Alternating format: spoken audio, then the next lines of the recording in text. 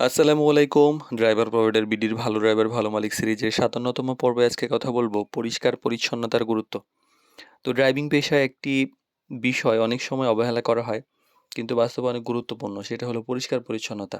একজন ড্রাইভারের ব্যক্তিগত পরিষ্কার পরিচ্ছন্নতা এবং গাড়ির পরিষ্কার পরিচ্ছন্নতা এই দুটোই কিন্তু মালিকের কাছে অনেক গুরুত্ব বহন করে।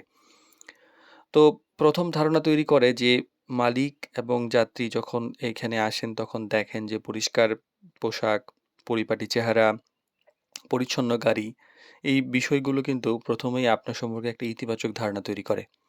গাড়ির মূল্য মান বজায় থাকে যে আ গাড়ি যে শুধু যে দেখতেই ভালো লাগে তা কিন্তু নয়, বরং গাড়ির অবস্থা ভালো রাখে। ধুলোবালি যে জমে যে ক্ষতি হয়, কালার ড্যামেজ হয়, ভিতরের অংশগুলো অনেকদিন যে ভালো থাকে, গাড়ির লাইফ বাড়ে, এই ব্যাপারগুলো কিন্তু পরিষ্কার পরিচ্ছন্নতার ফলে হয়।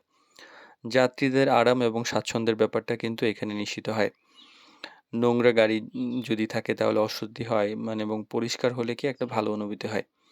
স্বাস্থ্য নিরাপত্তার ব্যাপারটাও কিন্তু গুরুত্বপূর্ণ। যে যদি পরিষ্কার থাকে, ঘাম থাকে, জীবাণু থাকে, দুর্গন্ধ থাকে, তাহলে একটা অস্বস্তি তৈরি হয়। নিয়মিত পরিষ্কার রাখলে স্বাস্থ্য ভালো থাকে, দুর্গন্ধ এবং অ্যালার্জির সমস্যাও কমে থাকে।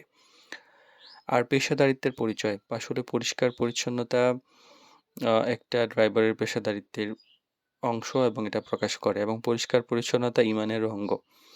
তাই নিজের কাজের প্রতি যত্নশীল, দায়িত্বশীল মনোভাব থাকা এবং মালিকের প্রতি সম্মান, এই সবকিছুই কিন্তু পেশাদারিত্বের মধ্যে পড়ে।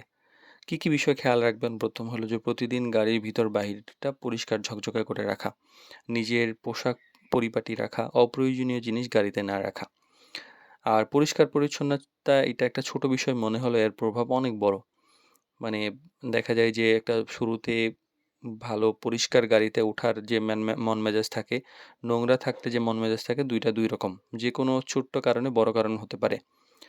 তো এইটি আপনার ব্যক্তিত্ব, কাজের মান এবং মালিকের সন্তুষ্টি সবকিছু একসাথে জড়িত থাকে।